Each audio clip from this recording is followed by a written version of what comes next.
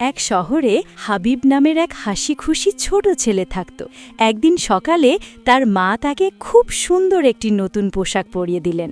নতুন জামা পরে হাবিবের মনটা খুশিতে ভরে উঠল।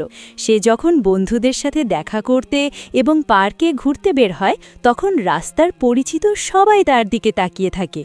পপকর্ন বিক্রেতা থেকে শুরু করে প্রতিবেশী সবাই তাকে দেখে মুগ্ধ হয়ে বলছিল, হাবিব, আজ তোমাকে রাজপুত্রের মতো লাগছে। হাবিব সবার প্রশংসা শুনে খুব গর্ববোধ করছিল এবং বারবার সবাইকে ধন্যবাদ দিচ্ছিল। বিকেলে বাড়ি ফেরার পর হাবিব বেশ হাসি খুশিই ছিল। তার মা তার প্রিয় বিরিয়ানি রান্না করেছিলেন। সে তৃপ্তি ভরে বিরিয়ানি খেল এবং পড়াশোনা করতে বসল।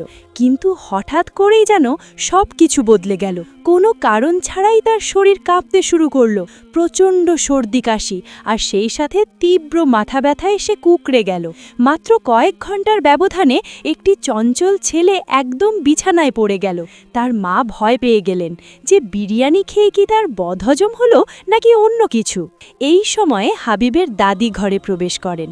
তিনি হাবিবের সারা দিনের কথা জানতে চান।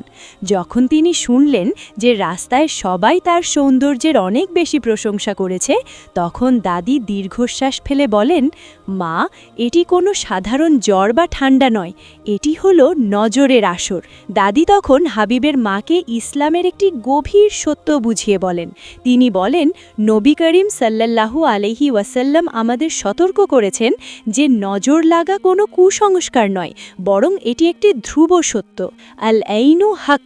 এমনকি কখনো কখনো একজন মা বাবার নজরও তাদের সন্তানের উপর লেগে যেতে পারে, যদি তারা মাশা আল্লাহ না বলে অতি মুগ্ধ হয়ে তাকিয়ে থাকে। দাদি কেবল রোগ নির্ণয় করেই থেমে যাননি, তিনি নবীজির শেখানো পদ্ধতিতে চিকিৎসা শুরু করেন। তিনি পরম মমতায় হাবিবের মাথায় হাত রেখে দোয়া পড়তে থাকেন, আমি আল্লাহর পরিপূর্ণ কালিমাগুলোর মাধ্যমে প্রত্যেক শয়তান, বিষাক্ত প্রাণী এবং প্রত্যেক ক্ষতিকর নজর থেকে আশ্রয় চাইছি। দাদি এরপর অত্যন্ত মনোযোগের সাথে কুরআন মাজিদের শক্তিশালী কিছু অংশ পাঠ করেন। সূরা ফাতিহা, যা সব রোগের শিফা; আয়াতুল কুরসি, যা শয়তানি শক্তি থেকে সুরক্ষা দেয়; সূরা ইখলাস, ফালাক ও নাস, এই 3টি সূরা পড়ে তিনি হাবিবের সারা শরীরে ফু দেন। দাদির দোয়া শেষ হবার কিছুক্ষণের মধ্যেই এক অলৌকিক পরিবর্তন দেখা যায়। হাবিবের শরীরের অস্থিরতা কমে আসে এবং সে হালকা বোধ করতে থাকে।